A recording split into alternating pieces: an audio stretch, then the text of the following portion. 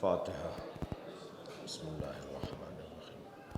الحمد للہ رب العالمین الرحمن الرحیم مالک یوم الدین، ایاک نعبد و ایاک نستعین، اہدنا الصراط المستقیم، صراط الذین انعمت علیہم غیر المغضوب علیہم ولا الضالین، صل علی محمد وعلی محمد۔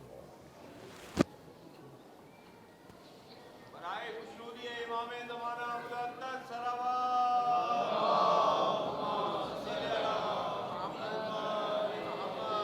اعوذ باللہ من الشیطان الرجیم، بسم اللہ الرحمن الرحیم۔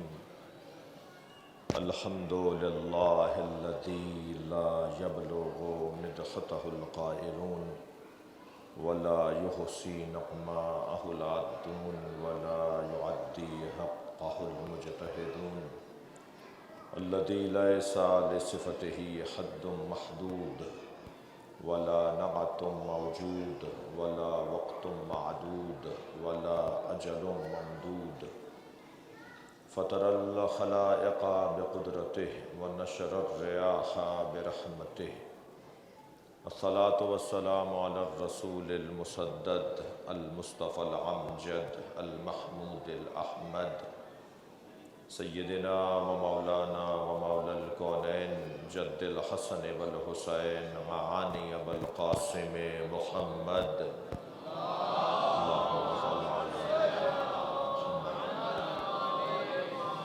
وآلہ الطیبین الطاہرین المعصومین الذین قال اللہ انما یرید اللہ لیذہب عنکم الرجس اہل البیت وَيُطَهِّرَكُمْ تَطْهِيرًا، اللهم صل على محمد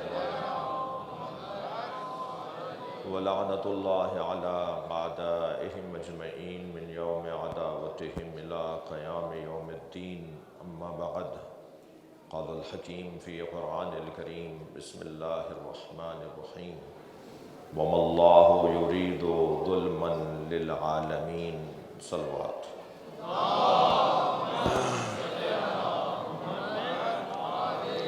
تھوڑا سا آگے آنے کی زحمت فرمائیے، حضرت علامہ نوبہار صاحب بھی زحمت فرمائیں تھوڑا آگے آنے کی۔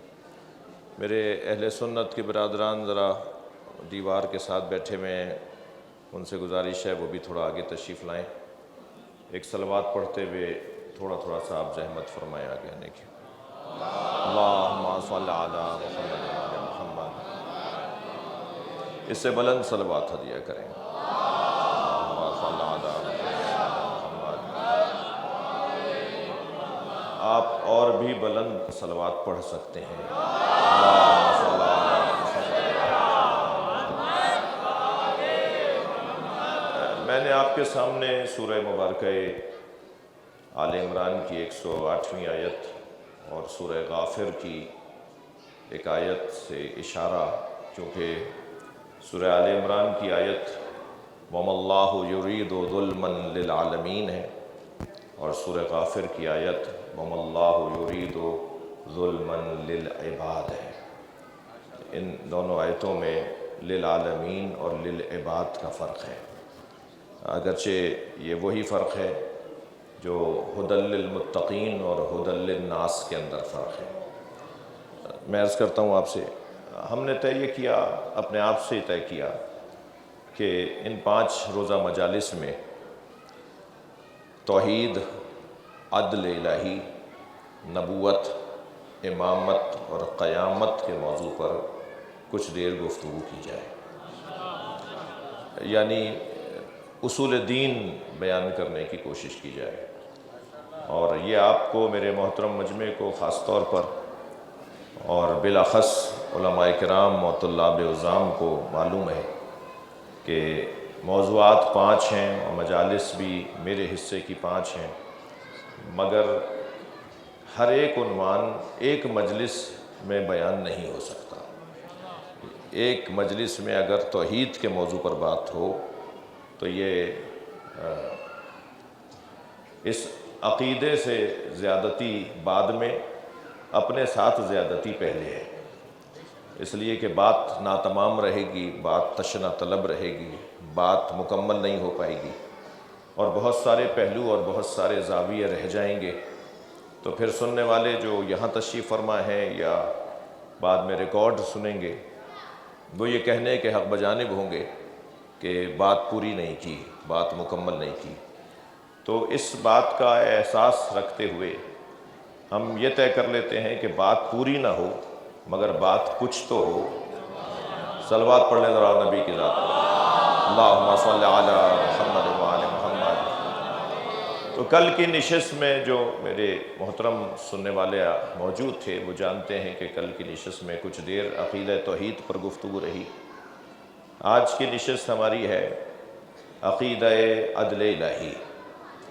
اللہ عادل ہے، اس پر کچھ دیر کے لیے غور کروں گا اور آپ کی توجہات مجھے کل سے زیادہ چاہیے، اس لیے کہ خطیب کو مجمع پڑھواتا ہے، جتنی توجہ مجمع کی ہوتی ہے اتنا ہی بیان بھی اچھا ہوتا ہے۔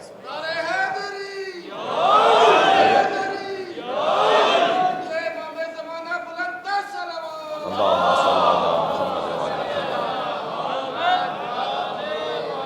محمد۔ وہ جو مدرسین تشریف فرما ہے وہ تو زیادہ اس بات کو محسوس کریں گے کہ اگر کلاس میں طالب علم گردن نہ ہلا رہا ہو تو استاد یہ سمجھتا ہے کہ بات پہنچ نہیں رہی، اور استاد تو ایسے استاد ہوتے ہیں کہ وہ پھر آنکھوں سے بھی اندازہ لگا لیتے ہیں کہ کہیں آنکھیں کھول کے سو تو نہیں رہا ہے۔ بہت سے ایسے بھی ہوتے ہیں، ایک جگہ ایک صاحب ہمیں بڑے غور سے دیکھ رہے تھے اور اتنا غور سے ہمیں مجلس میں دیکھ رہے تھے کہ مجھے یہ یقین ہو گیا تھا کہ ان سے زیادہ سمجھدار کوئی نہیں ہے۔ کچھ ہی دیر میں برابر والے کی کوہنی لگی تو وہ گر پڑے۔ ہم نے جو بعد میں پوچھا کہ جی ماجرا کیا تھا تو کہنے لگے یہ آنکھیں کھول کے سو جاتے ہیں۔ تو ایسی آنکھیں کھلی ہوئی بھی اچھی نہیں لگتی جن میں سمجھ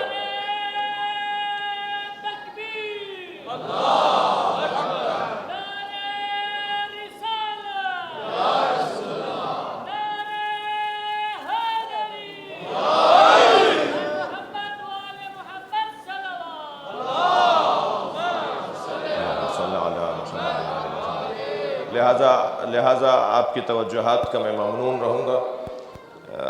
آج کا موضوع جیسے میں نے عرض کیا وقت بھی 45-50 منٹ سے زیادہ کا نہیں ہے، یہ تو ہم پاکستان اور ہندوستان والوں کا ٹائم 1 گھنٹے کا ہوتا ہے، ورنہ عراق اور ایران والے تو 25 سے 35 منٹ میں مجلس پوری کر دیتے ہیں۔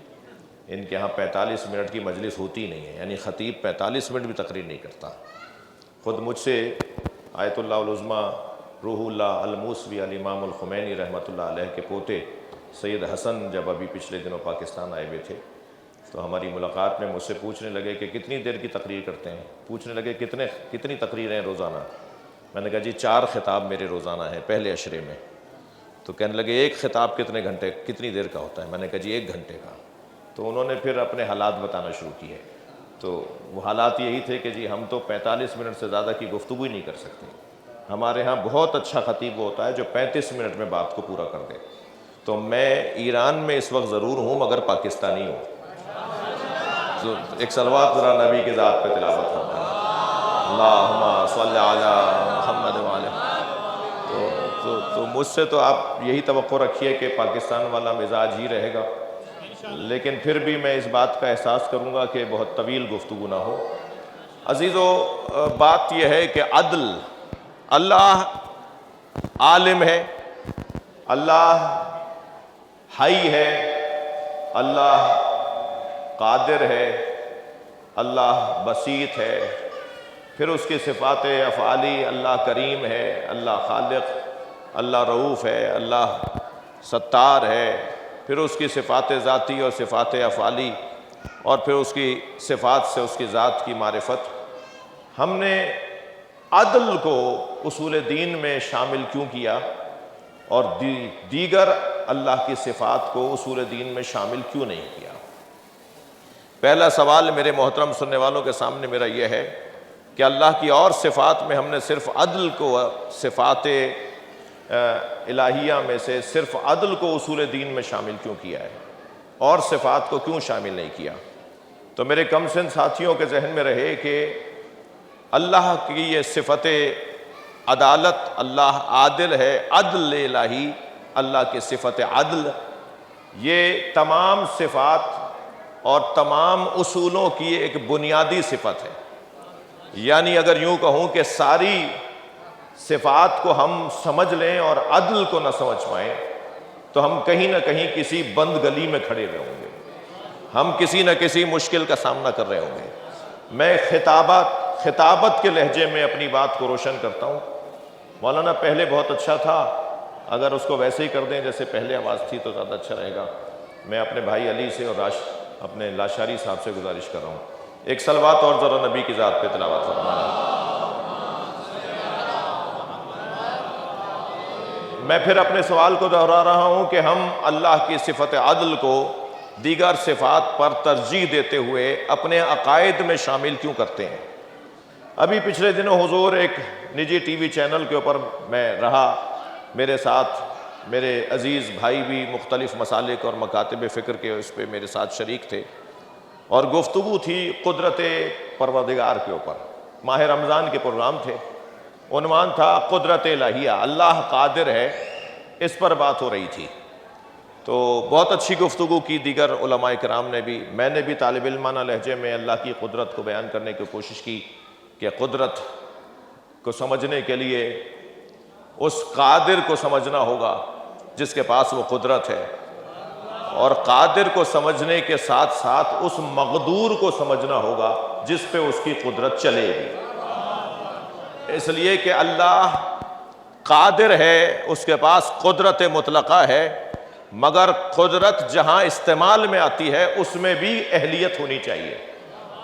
وہ اللہ جو ایک ارادے میں ساری کائنات کو بنا ڈالے، جو ایک ارادے میں اذا اراد شیئا ان یقول لہ کن، اگر وہ کسی شے کے بارے میں ارادہ کرے اور کہے کہ ہو جا فیکون، تو وہ ہو جاتی ہے۔ تو پھر اللہ نے زمین اور آسمان کو 6 دنوں میں کیوں بنایا ہے؟ وہ ایک لمحے میں اس نے زمین آسمان کیوں نہیں بنائے؟ جو ارادہ کرے اور وہ ہو جائے تو پھر اس نے زمین آسمان 6 ایام 6 دنوں میں کیوں بنائے ہیں؟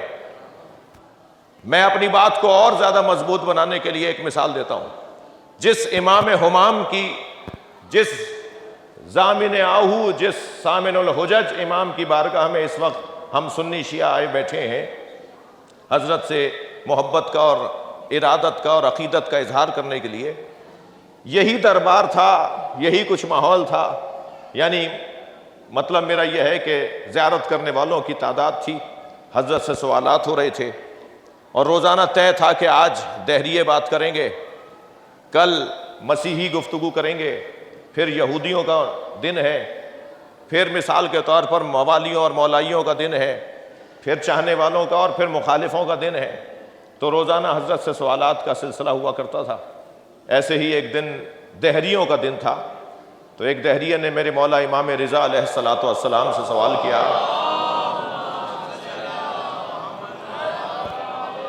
بسم اللہ بسم اللہ،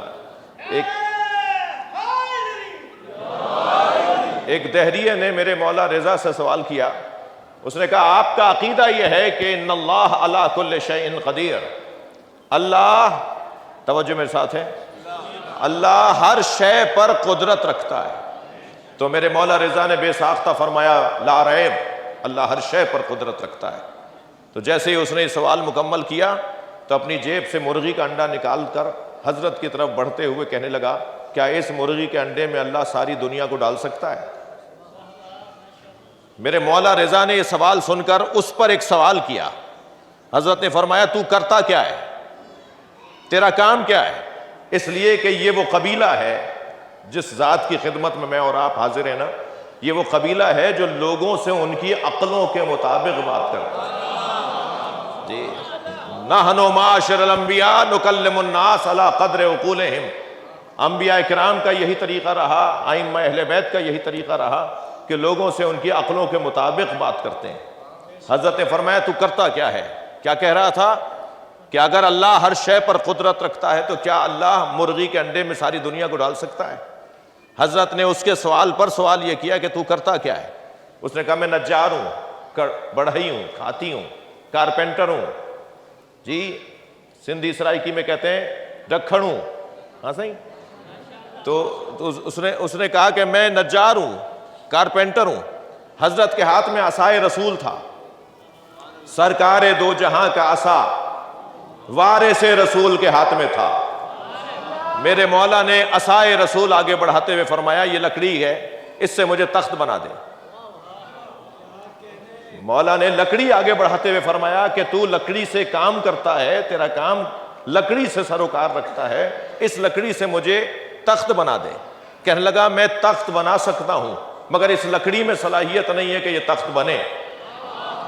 حضرت نے فرمایا یہی تیرا جواب ہے، اللہ ہر شے پر قدرت رکھتا ہے، انڈے میں صلاحیت نہیں ہے کہ دنیا کو اپنے اندر لے۔ لاشاری صاحب میرے اوپر احسان فرمائیں، اس کا ایکو بند کر دیں۔ ایک اور صلوات ذرا نبی کی ذات میں، اللہم صلی علی محمد وعلی محمد۔ توجہ ہے حضرت کی، کیونکہ مجھے پتا ہے نا کہ آپ کے سر میں درد ہوگا میرے اونچا بولنے سے، تو آپ جب مجھے پسند ہی نہیں کریں گے تو میری بات کو کیسے پسند کریں گے؟ بات آگے بڑھے تو اللہ قادر ہے، مگر اس کی قدرت جہاں استعمال ہوگی، جہاں اس کی قدرت کارگر ہوگی، اس مقدور میں بھی صلاحیت ہونی چاہیے کہ اس قدرت کو وہ برداشت کر سکے۔ اب اللہ جو ایک لمحے میں سب کچھ بنا سکتا ہے، توجہ ہے حضرات کی، اس نے 6 دنوں میں زمین اور آسمان کیوں بنائے ہیں؟ اس لیے کہ زمین اور آسمان کے طبقات ہیں، مراحل ہیں، زمین اور آسمان کی تہیں لگی ہوئی ہیں، ان کے مراحل ہیں۔ جب وہ ہیں ہی مرحلوں میں، جب وہ ہیں ہی 7، تو پھر ایک ساتھ کیسے بنیں گے؟ انہیں بھی پھر مرحلوں میں ہی بننا ہے۔ تو اب اللہ کی وجہ سے یہ 7 دنوں میں نہیں بنے، ان کی اندر یہ صلاحیت نہیں تھی کہ وہ ایک دم بن سکتے۔ تو اللہ قادر ہے، اس پر اتنی حسین گفتگو کی جا سکتی ہے کہ جو اس کی قدرت کو ہمیں سمجھا سکے، کہ ہم سمجھ سکیں کہ اس کی قدرت کا کیا مطلب ہے۔ جی عزیزو، گفتگو یہ ہو رہی تھی کہ اللہ قادر ہے، تو ہم تو بہرحال اپنے حصے کی گفتگو کر چکے تھے، مگر جب میرے ایک بھائی کے پاس مائک پہنچا تو انہوں نے وہ بہت اچھی گفتگو کرتے کرتے ایک مرتبہ میں ذرا عوامی لہجے میں کہوں کہ دیگ میں چوہا گرا دیا۔ جی ساری دیگ پھینکنی پڑے گی نا پھر آپ کو، یعنی جب آخر میں دیگ تیار ہو جائے اور اس میں چوہا گر جائے تو کیا کیا جائے گا؟ دیگ پھینکے گی یا نہیں؟ تو ان صاحب نے کیا کیا کہ دیگ میں چوہا گرا دیا۔ کیا کیا؟ کہنے لگے اللہ قادر ہے، وہ چاہے تو یزید کو بھی جنت میں بھیج دے۔ یہ چوہا گرایا انہوں نے دیگ کے اندر۔ کہنے اللہ قادر ہے، معاذ اللہ، اللہ قادر ہے، وہ چاہے تو یزید کو بھی جنت میں بھیج دے۔ تو میں تو اپنی بات کر چکا تھا، مگر کیا کروں کہ بیٹھا وہاں تھا تو مجھے ایسے تو آہستہ سے وہاں سے گزرنا نہیں تھا۔ تو میں نے اپنے میزبان سے کہا، جو ہوسٹ تھا اس ٹیلی ویژن کا، میں نے کہا جی ایک جملے کا مجھے وقت دوبارہ چاہیے، اس لیے کہ مسئلہ آخر میں خراب ہو گیا ہے اور میں بیٹھا ہوا بھی ہوں یہاں پر، تو مجھے ایک جملے کا ٹائم چاہیے، صرف ایک جملے کا۔ اور انہوں نے کہا جی وقت بھی ختم ہو گیا، ایک ہی جملہ رہے۔ میں نے کہا جی ایک ہی جملہ رہے گا۔ میں نے کہا جی مولانا نے اللہ کے قادر ہونے کو تو سمجھا ہے، اس کے عادل ہونے کو نہیں سمجھا۔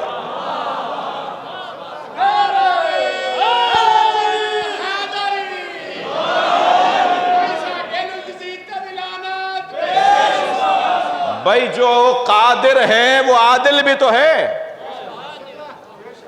یعنی اللہ کی قدرت کے ساتھ اگر اس کی عدالت ٹکرانے لگے، اگر اس کی عدالت کے ساتھ اس کی قدرت ٹکرانے لگے تو کہیں ہماری کمزوری ہے، ہمارے سمجھنے کی کمزوری ہے، ہم کہیں اس کی عدالت کو سمجھ نہیں پائے، ہم کہیں اس کی قدرت کو سمجھ نہیں پائے، ورنہ اس کی ایک صفت اس کی دوسری صفت سے لڑے گی نہیں۔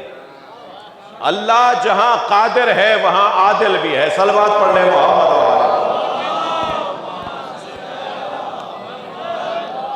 بھئی میں کیا کروں کہ آپ صلوات ایسے پڑھ رہے ہیں جیسے صلوات پڑھنا کسی فرقے میں جائز نہیں ہے۔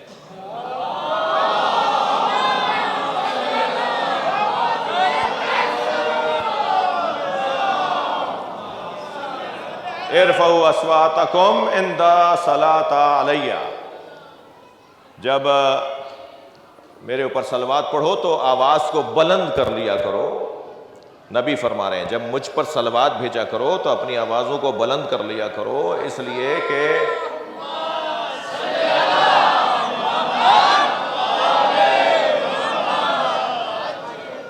کہ جب بلند آواز سے تم صلوات پڑھتے ہو، سرکار کا فرمان ہے، تو دلوں میں سے منافقت فرار کرنے لگتی ہے۔ تو میں آپ سے التماس کر رہا ہوں، بات میری آگے بڑھ رہی ہے، اللہ ظالم نہیں ہے جی۔ الخیر والشر کلہ من اللہ، خیر و شر دونوں اللہ کی طرف سے ہیں۔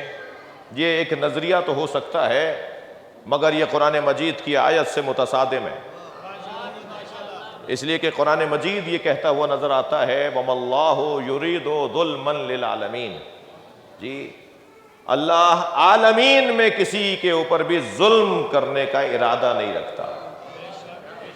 یہ سورہ مبارکہ آل عمران کی آیت دوسری آیت کے اندر ہے وَمَا اللَّهُ يُرِيدُ ظُلْمًا لِلْعِبَادِ، اللہ اپنے بندوں پر ظلم کرنے کا ارادہ نہیں رکھتا۔ اچھا یا اللہ جو تیرے بندے نہیں ہیں تو ان پہ ظلم کر لے گا؟ اس کا جواب تھا وَمَا اللَّهُ يُرِيدُ ظُلْمًا لِلْعَالَمِينَ، کہ نہیں میرے جو بندے نہیں ہیں میں ان پر بھی ظلم کا ارادہ نہیں رکھتا۔ تو پھر علیحدہ علیحدہ بات کرنے کا کیا فلسفہ ہے؟ اللہ نے ایک جانب کہا کہ میں اپنے بندوں پر ظلم نہیں کروں گا، ایک جانب کہا میں عالمین میں کسی پر ظلم نہیں کروں گا۔ توجہ ہے، ان دونوں کو علیحدہ علیحدہ بیان کرنے کا وہی فلسفہ ہے جو قرآن مجید کے بارے میں خود اللہ نے قرآن کا تعارف کروایا ہے۔ قرآن میں ایک جگہ آیا ہے قرآن مجید کے لیے ہدی للناس، قرآن ہی میں ایک جگہ قرآن کے تعارف میں آیا ہے ہدی للمتقین، قرآن متقین کی ہدایت کے لیے ہے۔ دوسری جگہ آیا ہے قرآن لوگوں کی ہدایت کے لیے ہے، وہ مسلمان ہو، وہ غیر مسلم ہو، وہ کسی بھی مسلک دین مذہب سے تعلق رکھتا ہو، قرآن اس کی ہدایت کے لیے ہے۔ تو یا اللہ اگر قرآن انسانوں کی ہدایت کے لیے ہے تو تو قرآن میں کہہ رہا ہے یہ متقین کی ہدایت کے لیے ہے، اگر قرآن متقین کی ہدایت کے لیے ہے تو تو قرآن میں ارشاد فرما رہا ہے کہ یہ انسانوں کی ہدایت کے لیے ہے۔ تو ان دونوں باتوں کو ایسے ہی اللہ عالمین پہ کسی پہ ظلم نہیں کرے گا اور اللہ اپنے بندوں پہ ظلم کا ارادہ نہیں رکھتا۔ ان دونوں باتوں کو سمجھنے کے لیے ایک مثال کا سہارا لے رہا ہوں۔ آپ دسترخوان لگائیں، اچھے اچھے کھانے اس پہ چنیں اور دسترخوان پہ بیٹھے ہوئے مہمانوں سے آپ کہیں کہ جی یہ تناول فرمائیے اور وہ بھی دیکھیے اور اس سے بھی اپنے دہن کو خوش ذائقہ فرمائیے اور اس کی طرف بھی ذرا میل فرمائیے گا۔ آپ بڑے اچھے جملوں سے اپنے مہمانوں کی پذیرائی کر رہے ہوں اور کوئی ایک مہمان یہ کہہ رہا ہو، کوئی دوسرا مہمان یہ کہہ رہا ہو میں یہ نہیں کھا سکتا میرا بلڈ پریشر ہائی ہو جائے گا، کوئی کہے جی میں یہ نہیں کھا سکتا اس سے میری شوگر بڑھ جائے گی، کوئی کہے جی میں یہ نہیں کھا سکتا اس سے مجھے فلاں بیماری ہو جائے گی۔ تو سوال یہ ہے کہ بیمار یہ مہمان ہے یا کوئی کمی کمزوری کھانے میں ہے؟ کھانے میں کوئی عیب ہے یا بیمار مہمان ہے؟ مہمان بیمار ہے، کھانے میں کوئی کمی نہیں ہے۔ یہ قرآن ہدی للناس ہے، استفادہ وہ کرتے ہیں جو صاحبان تقویٰ ہوتے ہیں۔ اللہ پوری کائنات میں کسی پر ظلم کرنے کا ارادہ نہیں رکھتا مگر مانتے وہ ہیں جو اللہ کے بندے ہیں۔ اللہ کا کوئی ارادہ نہیں ہے کسی پر ظلم کرنے کا۔ جب وہ ظلم کا ارادہ نہیں رکھتا تو پھر اللہ کی طرف ظلم کی نسبت دینا جائز نہیں ہے۔ اللہ ظالم نہیں ہے، اللہ ظلم نہیں کرتا، تو پھر یہ ایک ہاتھ مفلوج کیوں؟ پھر یہ ایک آنکھ ضائع کیوں؟ یہ بچہ اپاہج کیوں پیدا ہوا؟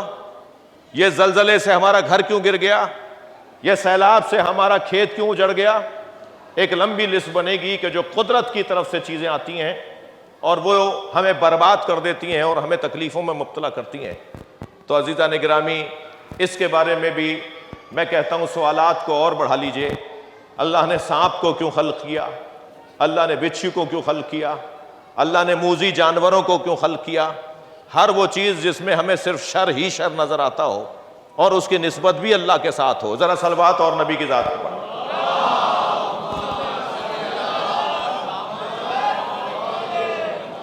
ان سب کے بارے میں بھی ایک مشترکہ جواب اور ایک علیحدہ علیحدہ جواب ہے۔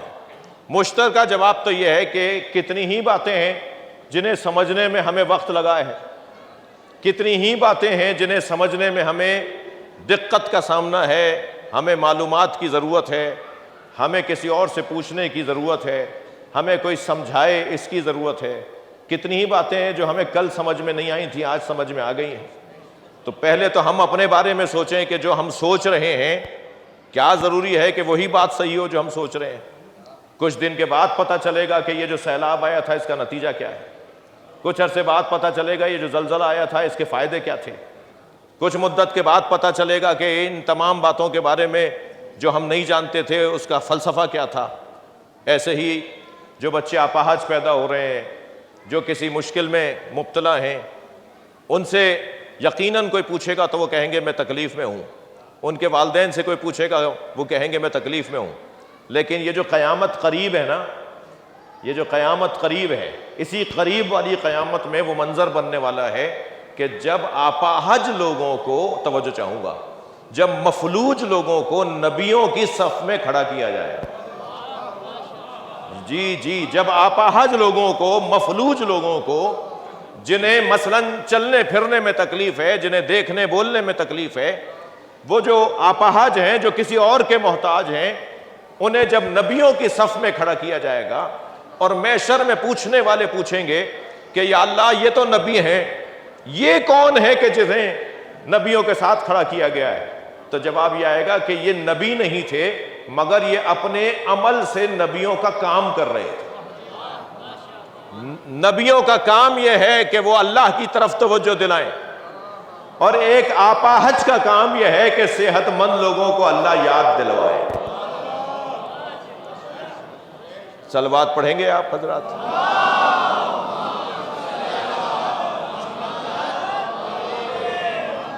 اللہ کا کوئی ارادہ ظلم کرنے کا نہیں ہے، اللہ ظالم نہیں ہے، اور وہ چاہتا یہ ہے کہ اپنی مخلوق سے اپنی محبت کا اظہار کرے۔ عزیزو، عدل کی تعریف خود ظلم کی تعریف تک ہمیں پہنچائے گی۔ ہمیں ظلم کی تعریف کی ضرورت ہے یا عدل کی تعریف کی ضرورت ہے؟ ہم عدل کی تعریف کر دیں، اس کی ضد خود بخود پہچاننے میں آ جائے گی، اس لیے کہ ضد سے پہچانی جاتی ہے۔ رات کی قدر دن سے ہوگی اور دن کی قدر رات سے ہوگی۔ جی، تو اگر ہم عدل کی تعریف کر لیں تو ظلم جو اس کی ضد ہے وہ خود بخود سمجھ میں آ جائے۔ عدل کی تعریف ہمارے اہل علم نے کی ہے، وضع الشیء علی محلہ، ہر شے کو اس کی اپنی جگہ پہ رکھنا، یہ عدل ہے۔ جس کی جو جگہ ہے اسی جگہ پر اس کو رکھ دیں، یہی عدل ہے۔ اسے اگر وہاں سے ہٹا کے رکھیں گے تو یہی ظلم ہو جائے گا۔ اب ہر شے کو اس کی جگہ پہ رکھنا، تو شے میں تو افعال بھی آتے ہیں اور اقوال بھی آتے ہیں اور اشخاص بھی آتے ہیں۔ توجہ ہے حضرات کی؟ یعنی اس تعریف میں اقوال بھی آتے ہیں کہ کہاں کیا بولنا ہے اور کہاں کیا نہیں بولنا ہے۔ صحیح جگہ پر صحیح بات کرنا، ہر بات اس کی جگہ پہ کرنا، یہ عدل ہے۔ یہ ہے اقوال۔ افعال، کس موقع پر کیا فعل انجام دیا جائے، یہ ہے عدل۔ یہ کام اس وقت کے کرنے کا نہیں تھا۔ خود میرے مولا رضا علیہ السلام کی خدمت میں ایک شخص نے آ کر کہا کہ ظلم کے خلاف قیام واجب ہے یا نہیں؟ مولا رضا سے ایک شخص سوال کر رہا ہے کہ ظلم کے خلاف قیام واجب ہے یا نہیں؟ حضرت نے فرمایا ظلم کے خلاف قیام واجب ہے۔ کہنے لگا آپ کیوں نہیں کرتے؟ توجہ ہے، یہ لہجہ بتا رہا ہے کہ کوئی تھا چاہنے والا، مگر اسے یہ اندازہ نہیں تھا کہ اے چاہنے والے، اے محبت کا اظہار کرنے والے، تو اپنی حد کو نہیں پہچانتا۔ بہت سارے لوگ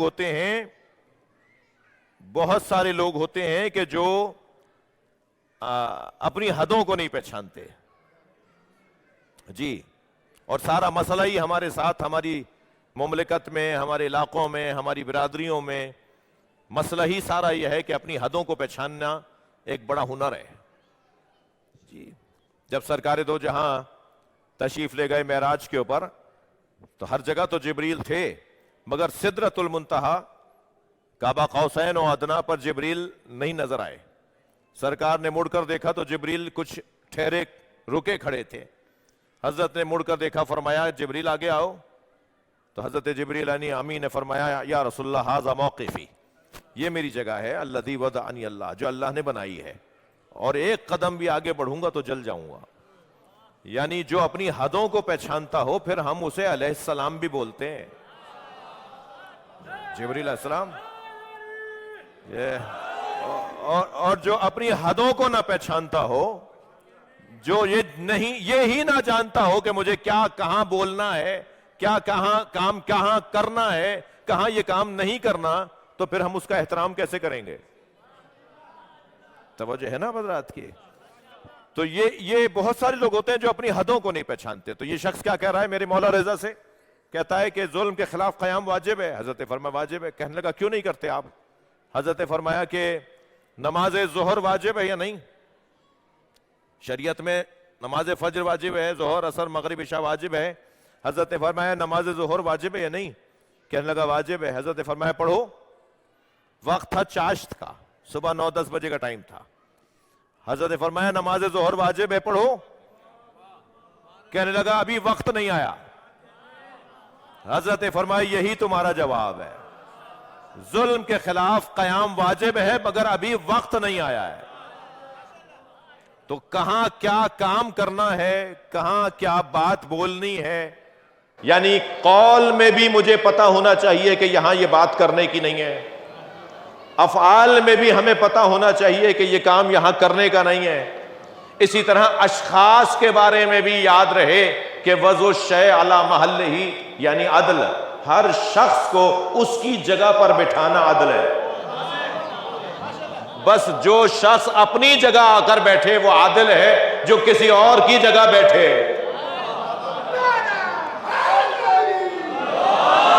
صلوات پڑھ لیں محمد و آل محمد.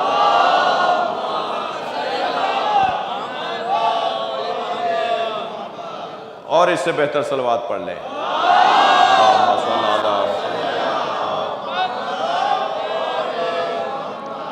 ماشاءاللہ عزیزو, بات بہت روشن ہے کہ عدل یعنی ہر شے کو اس کی اپنی مناسب جگہ پر رکھنا. امامہ سر پہ رکھنے کی چیز ہے, اسے اگر سر پہ نہ کہیں اور رکھا جائے تو یہ ظلم ہے. جوتیاں پیر میں رکھنے کی چیز ہے, اسے اگر سر پہ رکھ لیا جائے تو یہ ظلم ہے. ہر بات, ہر فعل, ہر شخص اپنی اپنی جگہ پر ہی نظر آئے تو یہ عدل کہلائے گا. سوال میرا پھر باقی ہے کہ ہم نے عدل کو اصول دین میں شامل کیوں کیا ہے؟ ہمارے ہاں اصول دین میں توحید کے فوراً بعد عدل کیوں ہے؟ اس کا ایک روشن سبب یہ ہے کہ کچھ تو دینی ضرورت تھی اور کچھ سیاسی ضرورت تھی. دینی ضرورت یہ تھی کہ عدل کو چہرہ بگاڑ کر پیش کرنا اور ظلم کو عدل کہہ دینا اور عدل کو ظلم کہہ دینا, یہ معاشرے کے اندر رائج ہوتا چلا جا رہا تھا. ایک گروہ مسلمانوں میں یہ بھی تھا کہ جو اللہ کی طرف ظلم کی نسبت دیتا تھا, اور ایک گروہ مسلمانوں میں وہ تھا جو ہر ظالم بادشاہ کے فعل کو بھی اللہ کا فعل شمار کرتا تھا. یعنی ظلم بادشاہ نے کیا ہوتا تھا, بادشاہ کو مدد فراہم کرنے کے لیے کہا جاتا تھا کہ یہ ہاتھ تو اللہ نے دیا ہے, یہ زبان تو اللہ نے دی ہے, یہ دماغ تو اللہ نے دیا ہے, تو اگر ہمارے ہاتھ سے کوئی ظلم ہو گیا ہے تو اللہ کا دیا وہی تو ہاتھ ہے. جب اللہ کے دیے ہوئے ہاتھ سے ظلم ہوا ہے تو اللہ نے ظلم کیا ہے معاذ اللہ. یہ ایک دینی ضرورت بھی تھی اور ایک سیاسی ضرورت بھی تھی کہ عدل کو اصول دین میں شامل کیا جائے اور واضح کیا جائے کہ عدل کا مقام کیا ہے. آج اگر معاشرے کے اندر مسلمانوں کی چیخیں بلند ہیں, آج اگر معاشرے کے اندر غیر مسلموں کی چیخیں بلند ہیں, تو وہ اسی ایک موضوع کی وجہ سے چیخیں بلند ہیں, اور وہ ہے ظلم، اور وہ ہے عدم عدل۔ جسے جس چیز سے پیار ہوتا ہے، جس چیز سے عشق ہوتا ہے، اس کی زندگی میں وہی چیز سب سے زیادہ نظر آتی ہے۔ آپ اپنے درمیان بھی مشاہدہ کر لیجئے، جس کو جس چیز سے بھی پیار ہوتا ہے اس کی زندگی میں وہ چیز زیادہ نظر آتی ہے۔ میں اگر آپ کے ساتھ مل کر طالب علمانہ لہجے میں ایک سوال کروں کہ مولا علی کو سب سے زیادہ جو چیز پسند تھی وہ کیا تھی، یعنی مولا علی سب سے زیادہ کس چیز کو پسند کرتے ہیں؟ علماء کرام صاحبان دقت بیٹھے ہوئے ہیں۔ ہوتا ہے ایسا، بعض استاد فلسفہ بہت اچھا پڑھاتے ہیں، بعض استاد عرفان بہت اچھا پڑھاتے ہیں، عرفان نظری بہت اچھا پڑھاتے ہیں، بعض اساتذہ علوم حدیث کے ماہر ہوتے ہیں، بعض تفسیر کے استاد ہوتے ہیں، بعض ادبیات کے استاد ہوتے ہیں۔ خطابت میں بھی ایسا ہی ہے۔ مثلا سائیں عرفان شاہ صاحب سے میں کہوں کہ آپ کے قبضے کا مضمون جو ہے وہ بیان کیجیے گا، تو جو ان کے پسند کا مضمون ہوگا وہ یہ ممبر پہ بیان کریں گے۔ جی ایک لفظ کہا جاتا تھا قبضے کا مضمون، یعنی جس مضمون پر آپ کو دسترسی ہے، جس مضمون پر آپ کو گرفت ہے، جس مضمون پر آپ خوب چڑھ کر بولتے ہیں، اسے کہا جاتا تھا قبضے کا مضمون۔ مثلا آیت اللہ محمد حسین طباطبائی اگر فرض کیجئے کسی مضمون کو ثابت کرنا چاہیں گے تو وہ فلسفے کے لہجے میں اور فلسفے کی اصطلاحوں میں ثابت کریں گے۔ علامہ مجلسی علیہ رحمہ اگر کسی چیز کو ثابت کرنا چاہیں گے تو وہ حدیثوں کی بھرمار کریں گے اور حدیثوں پہ حدیثیں سنائیں گے۔ ایسا ہی ہے۔ مثال کے طور پر ہمارے ہاں بزرگ علماء اظہر حسن زیدی صاحب مباہلہ بڑے اچھا پڑھتے تھے، حافظ کفایت حسین صاحب معراج بہت اچھی پڑھتے تھے۔ جی میں مولا کی بارگاہ میں ہاتھ جوڑ کر کہوں مولا آپ کے پسند کا مضمون کون سا ہے، تو جب ہم مولا علی سے پوچھیں گے کہ مولا آپ کے پسند کا مضمون کون سا ہے، تو علی دو موضوعات پر خوب دل سے بولتے ہیں، خوب دل سے گفتگو کرتے ہیں، ایک عقیدہ توحید، ایک عدل الہی۔ سب سے اچھے بیانات اور خطابات آپ نہج البلاغہ، سب سے پہلا خطبہ مولا علی کا توحید کے اوپر ہے، اللہ کی وحدانیت پر، اللہ کے وجود پر جیسا علی بولے ہیں۔ اللہ اکبر۔ بعد از نبی اگر کوئی سب سے اچھا بولا ہے اللہ کے بارے میں تو وہ علی ہے۔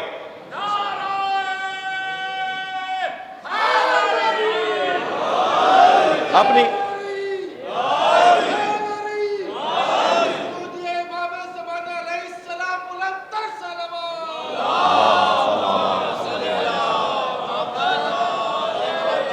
اپنی جوتیوں میں، اپنی نالین مبارک میں مولا علی ٹانکا لگا رہے ہیں، وہ پھٹ گئی ہے، چر گئی ہے، وہ علیحدہ ہو گئی ہے، اس کا بند ٹوٹ گیا ہے، حضرت اس میں ٹانکا لگا رہے ہیں، اور بیٹھے ہوئے اس کے اندر سوئی سے مولا اس کو درست کر رہے تھے کہ برابر سے دو محترم صحابہ کرام میں سے دو محترم صحابی گزرے اور آپس میں یہ بات کر رہے تھے کہ خطاب کرنا، کیونکہ نثری گفتگو زمانہ جاہلیت میں بھی اور اعلان نبوت کے بعد بھی نثر میں بات کرنا مشکل تھا، نظم میں بات کرنا آسان تھا۔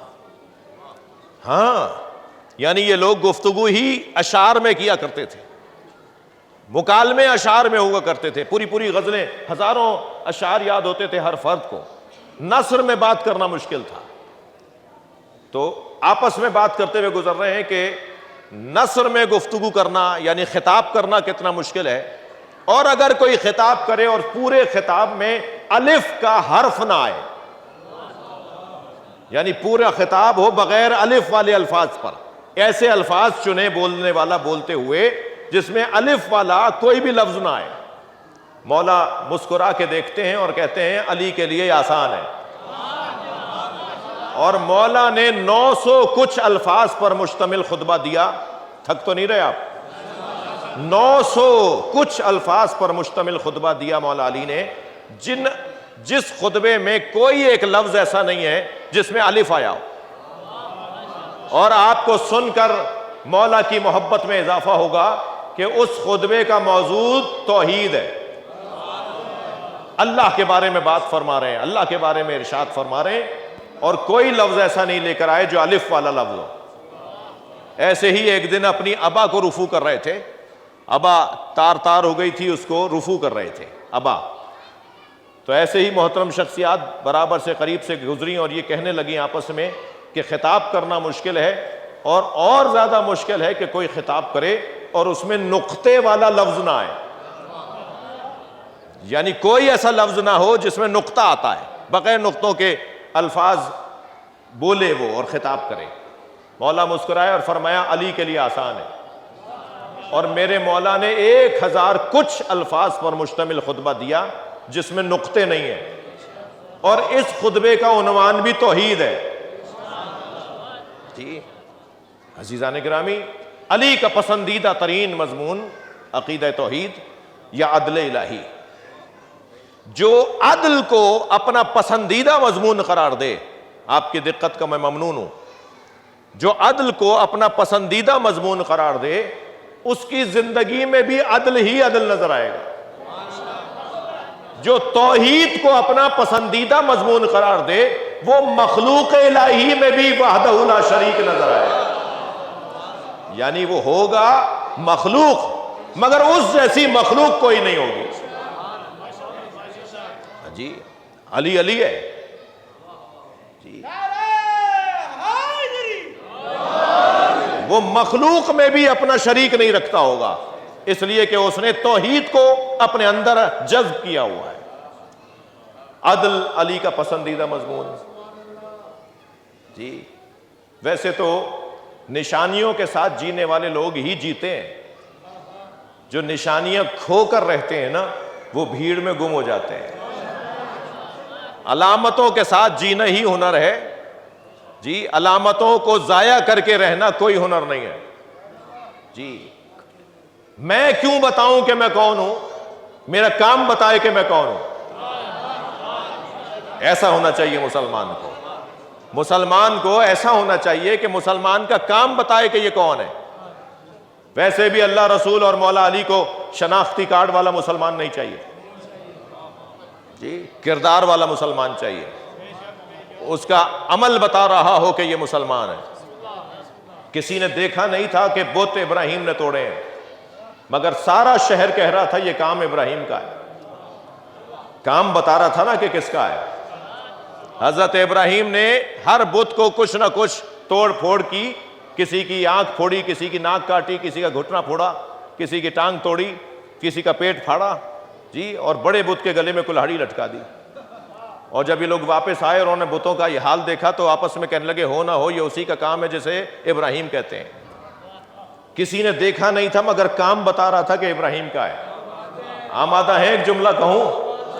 مولا علی جس کو مارتے تھے، مولا علی جس پہ تلوار چلاتے تھے، مولا علی کا مارا ہوا جنازہ پکار کے کہتا تھا مجھے علی نے مارا ہے۔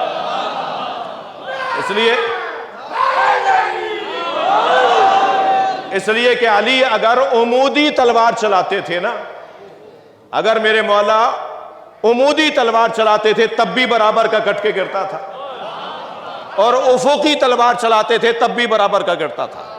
جس علی کی ضربت میں عدالت ہو اس علی کی حکومت میں کیسی عدالت ہو۔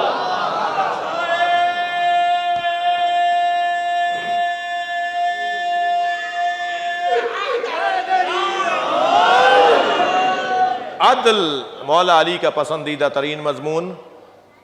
قتل علی لشدت عدالتہ، مولا علی کی شہادت کا سبب بھی آپ کی عدالت میں شدت تھی۔ ایک لمحے کو بے عدالتی خود تو کرتے ہی نہیں تھے، سوچا ہی نہیں جا سکتا، کسی اور کو بھی کرنے نہیں دیتے تھے، ایک لمحے کی بے عدالتی۔ میرے محترم سننے والوں، اس وقت ہم سب عبادت کے سفر پر ہیں، خاص طور پہ جو مسافرین میرے سنی شیعہ بھائی آئے ہوئے ہیں، میں خود آپ کی طرح زیارت کے لیے آیا ہوں۔ ہم سب اس وقت عبادت کے سفر پر ہیں، مقدس مقام پر ہیں، ہم اپنے کوہ طور پر آئے ہوئے ہیں۔ صلوات پڑھ لیں ذرا محمد و آل محمد، اللہم صلی علی۔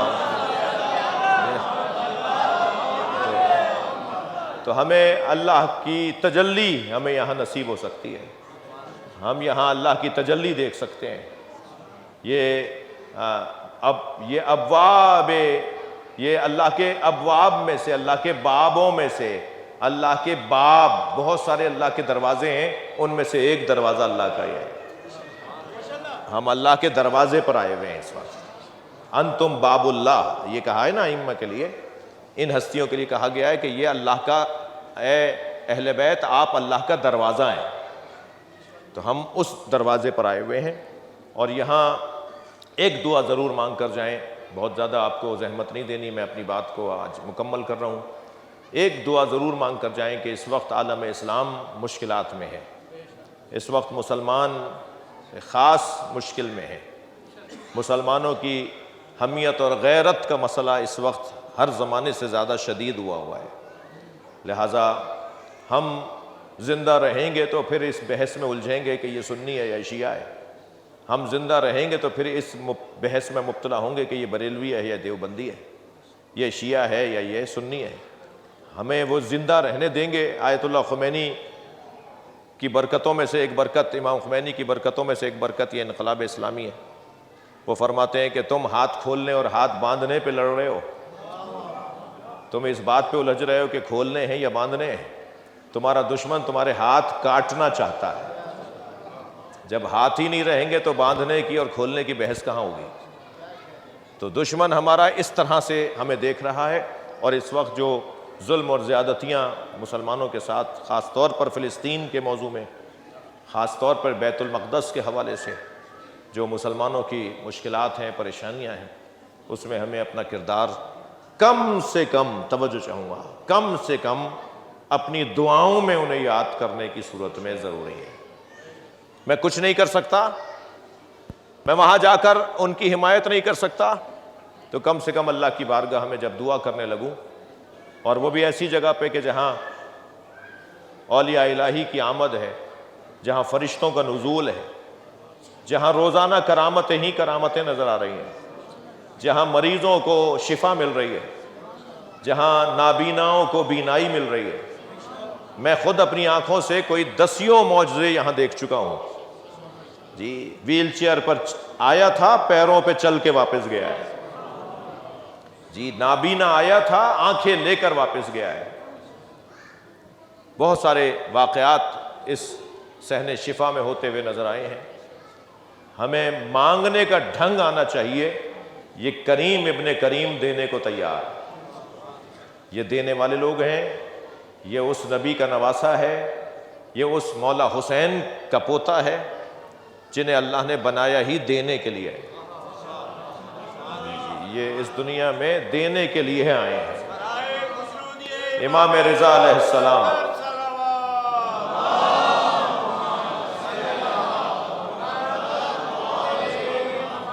لہٰذا میں زائرین محترم سے گزارش کروں گا کہ اندر جب حرم میں جانے لگیں تو جو آداب اور تہذیب ہے اس کا خیال رکھتے ہوئے، گردن جھکائے ہوئے، درود و سلام پڑھتے ہوئے، اپنے دل کو آمادہ کرتے ہوئے، آنکھوں میں آنسو بھرتے ہوئے، اور اللہ سے معافی اور گناہوں کی بخشش طلب کرتے ہوئے، قربتاً اللہ، صدق دل سے اور سچائی کے ساتھ ہم حرم میں قدم رکھیں۔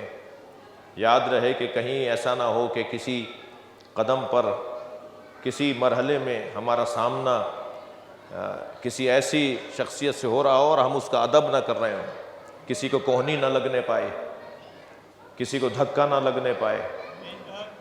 میں گزارش کروں گا پھر ہاتھ جوڑ کر کے بعض اوقات ہم زری کو ہاتھ لگانے کے لیے صرف یہ دیکھ رہے ہوتے ہیں کہ ہمیں زری تک ہاتھ لگ جائے ہمارا، چاہے ہماری کوہنی کسی کو لگ رہی ہو۔ نہیں، ایسا اچھا نہیں ہے، یہ اچھا نہیں ہے۔ میں اپنی زیارت کو بہتر بنانے کے لیے کسی کی زیارت کو متاثر کر دوں، کسی کو تکلیف دے دوں، یہ کوئی اچھی بات نہیں ہے۔ اگر بہت صاف رستہ ہمیں مل رہا ہو اور ہم جا کے زری سے چمٹ رہے ہوں، لپٹ رہے ہوں، تو کیا ہی بہتر۔ لیکن اگر ایسا نہیں ہو رہا کہ آج صبح گیا تھا یہ نہیں ہو پایا، آج دوپہر میں گیا یہ نہیں ہو پایا، مگر جب میں رات میں دوبارہ گیا تو ایسا ہو گیا کہ میں نے مولا کی زری کی زیارت کر لی اور مولا کی زری سے اپنا سینہ لگا دیا اور اپنے لبوں کو مولا کی زری سے لگا دیا۔ لیکن ایسا نہیں ہو کہ نہیں رش ہے تو بس مجھے کسی طرح زری تک پہنچنا ہے، چاہے میں کسی کے پیر پہ پیر رکھ دوں، یہ کوئی اچھی بات نہیں ہے۔ یاد رہے کہ جاتے ہوئے بھی خضوع اور خشوع کے ساتھ جانا ہے، واپس ہوتے ہوئے بھی الٹے پیر واپس آنا ہے۔ کیا معلوم کہ میرے برابر میں کھڑا ہوا کوئی اللہ کا ولی ہو جو زیارت پڑھ رہا ہو، کیا معلوم میرے برابر میں نہیں میرے آگے چلنے والا کوئی اللہ کا ولی ہو۔ یہ مقام کوئی معمولی مقام نہیں ہے۔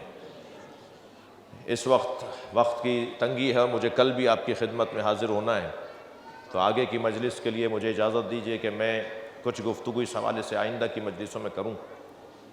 اس صحن میں میری مولانا طالب علمی کے زمانے میں، اب بھی طالب علم ہوں، مگر جب میں قم میں تھا اس زمانے کی بات ہے، اس اخبار کی کیہان اخبار کی کٹنگ بھی میرے پاس موجود ہوگی، کیونکہ یہ حرم کا جو کتاب خانہ ہے، لائبریری ہے، اس سے 2-4-6 مرتبہ استفادہ کرنے کی میں نے بھی توفیق مجھے رہی کہ مشہد مقدس کے ایک مذبح میں، ایک قصاب خانے میں ایک اونٹ کو نہر کیا جا رہا تھا۔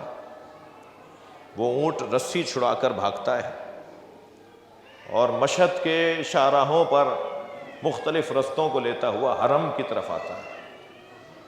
اس کا جو مالک تھا، وہ جو قصائی تھا جو اسے نہر کرنا چاہتا تھا، وہ کسی سواری پر اس کے پیچھے پیچھے دوڑ رہا تھا، مگر یہ حرم میں داخل ہوا اور اسی صحن شفا میں آ کر اس نے اپنے گھٹنے ٹیک دیے اونٹ نے، اور اپنا رخ مولا کی زری کی طرف کر کے بیٹھ گیا، اور اس کی آنکھوں میں آنسو تھے۔ اس وقت کے علماء اور فقہاء نے یہ حکم صادر کیا کہ اسے نہر نہ کیا جائے، اس نے خود کو امام رضا کی ضمانت میں دے دیا ہے۔ اگر ایک جانور اپنے آپ کو امام کی ضمانت میں دے دے تو پھر اسے نہر نہیں کیا جاتا۔ اگر میں اور آپ بھی اپنے آپ کو امام کے حوالے کر دیں تو یقین جانیے کہ اللہ ہم پہ کرم کرے گا۔ ہماری گناہوں کی بخشش کا اس سے بہتر موقع دوبارہ تب ہی آئے گا جب ہم ایسی ہی کسی جگہ پہ جائیں گے۔ لہٰذا ان لمحات کو، ان ساعتوں کو، ان گھڑیوں کو ہمیں غنیمت جاننا چاہیے۔ جب آپ حرم میں جائیں نا تو اس بات کا خیال رہے کہ ایک ان کی بہن بھی ہے جو مسافرت میں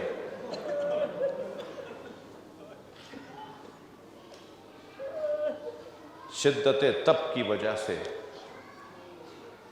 یا بقول بعض روایات کے زہر کی وجہ سے شہید ہو گئیں۔ مجلس میں خواتین کی تعداد مردوں سے کچھ کم نہیں ہے۔ آپ نے سنا ہوگا کہ بہن اور بھائیوں کا بڑا پیار ہوتا ہے، مگر میں نے اسلامی تاریخ میں 2 بہن بھائی ایسے دیکھے ہیں جن کا پیار مثالی ہے۔ ایک بہن امام رضا کی بہن ہے جن کا مزار قم میں ہے، اپنے بھائی کی یاد میں اور محبت میں مدینے سے چلی ہیں اور طویل مسافتوں کو گزارتی ہوئی اس سرزمین پر آ کر رحلت کر جاتی ہیں۔ اور اس بی بی کا مزار آج مولا امام موسیٰ کاظم کی بہن ہے۔ یوں تو امام موسیٰ کاظم علیہ السلام 7ویں امام کی اولاد زیادہ تھی، مگر یہ 2 بہن بھائی ایک ماں سے تھے، یعنی حضرت معصومہ فاطمہ معصومہ بی بی سلام اللہ علیہا اور حضرت امام رضا علیہ السلام، ان دونوں کی والدہ ایک ہی ہیں، جس کو آج کی زبان میں ہم اپنے محاوروں میں کہتے ہیں سگے بہن بھائی۔ یہ سگے بہن بھائی۔ اور ایک اور بہن مجھے یاد آ رہی ہے، آپ کے ذہن آمادہ ہو گئے، وہ بہن ہے حسین کی بہن۔ جب امام حسین نے مدینہ چھوڑا تو دربار ولید سے امام نے اپنے گھر کا رخ نہیں کیا، رات کی تاریکی میں جناب زینب کی طرف گئے، اور جب دروازے پہ دستک ہوئی اور کنیز نے امام حسین کو دیکھا تو وہ یہ کہتی ہوئی دوڑی کہ اے میری آقا زادی زینب، حسین دروازے پہ آئے۔ جناب زینب آگے بڑھ کر استقبال کرتی ہیں، بھائی مجھے بلا لیا ہوتا، فرمایا زینب بس ہم تمہیں اتنا بتانے آئے ہیں کہ ہم مدینہ چھوڑ کر جا رہے ہیں، اب ہم مدینے میں نہیں رہیں گے، اب ہم کربلا کی طرف جا رہے ہیں۔ دوسرا دن جب نمودار ہوا تو جناب زینب امام حسین کے ساتھ سفر میں شامل ہیں۔ راوی کہتا ہے کہ جب مجھے خبر پہنچی کہ حسین مدینہ چھوڑ رہے ہیں تو میں ایک ایسی جگہ آ کے کھڑا ہو گیا جہاں میں دیکھ سکوں کہ سواریاں کیسے بنائی جا رہی ہیں۔ تو کہا کہ میں نے دیکھا کہ محملوں کو لا کے لگایا گیا ہے اور بیت الشرف سے ایک ایک بی بی باہر آتی ہے اور کوئی نہ کوئی جوان آگے بڑھ کر اس بی بی کو سہارا دیتا ہے۔ میں نے دیکھا کہ قاسم آگے بڑھے، پوچھنے پہ پتہ چلا یہ امام حسن کی زوجہ ہیں جنہیں وہ سوار کروا رہے ہیں۔ پھر کہتے ہیں کچھ دیر کے بعد میں نے دیکھا کہ ایک بی بی باہر آئیں تو عباس آگے بڑھے۔ جب میں نے پوچھا تو معلوم ہوا کہ یہ ام کلثوم ہے، مولا علی کی بیٹی۔ لیکن عزادارو سنیں گے، وہ کہتا ہے کہ میں نے دیکھا ایک بی بی باہر آئی تو حسین نے اپنی کرسی چھوڑی، علی اکبر وہاں سے بڑھے، قاسم وہاں سے چلے، عباس وہاں سے دوڑے، سارے بنی ہاشم کے جوانوں نے ایک بی بی کو سوار کیا۔ وہ کہتا ہے مجھے تعجب ہوا کہ اتنی شان کس بی بی کی ہے، اور میں نے پوچھا یہ کون بی بی ہے تو آواز آئی یہ علی کی بڑی بیٹی زینب ہے، اور زینب کبریٰ کو بڑی شان سے محمل میں بٹھایا گیا۔ یہ قافلہ مدینے سے کربلا آیا، کربلا میں 2 محرم کو پہنچے تھے اور 10 محرم کو قافلہ لٹ گیا۔ بس ایک مقتل کا منظر میں آپ کے سامنے پیش کروں گا۔ آپ کی آوازیں بلند ہو گئیں، اللہ آپ کو اجر عطا فرمائے۔ عزادارو سلام ہو جناب زینب کبریٰ پر، جب اپنے بھائی کے لاشے پر آئی ہیں تو امام حسین کا لاشا پہچانا نہیں جا رہا تھا۔ جناب زینب نے لاشے پر کھڑے ہو کر فرمایا تھا انت اخی زینب، کیا تم ہی زینب کے بھائی حسین ہو؟ اور پھر یہ کہہ کر مدینے کی طرف رخ کیا اور نانا کو سلام کیا، اور سلام میں یہ کہا صلی علیکہ یا رسول اللہ ملیک السما، اے رسول اللہ، اے میرے نانا رسول، آپ پر آسمان کے فرشتے سلام کرتے ہیں۔ ھذا حسین، یہ ہے وہ آپ کا حسین جسے آپ زبان چساتے تھے، جسے آپ دوش پر بٹھاتے تھے، جسے آپ سینے پہ لٹاتے تھے، یہ ہے وہ آپ کا حسین مرمل بالدماء جو خاک اور خون میں غلطان ہو گیا ہے، مقطوع الاعضاء جس کے اعضاء کو قطع کر دیا گیا ہے، مسلوب الامامۃ والرداء جس کی امامے اور ابا کو اتار کے لے گئے۔ یہ جملہ کہہ کر رکی نہیں جناب زینب، بلکہ اپنے سر پہ ہاتھ رکھ کے فرمایا وَبَنَاتُكَ سَبَايَا، اے اللہ کے رسول آپ کی بیٹیوں کو اسیر بنا لیا گیا۔ الا لعنۃ اللہ علی القوم الظالمین فسیعلم الذین ظلموا أَيَّ مُنقلب ينقلبون۔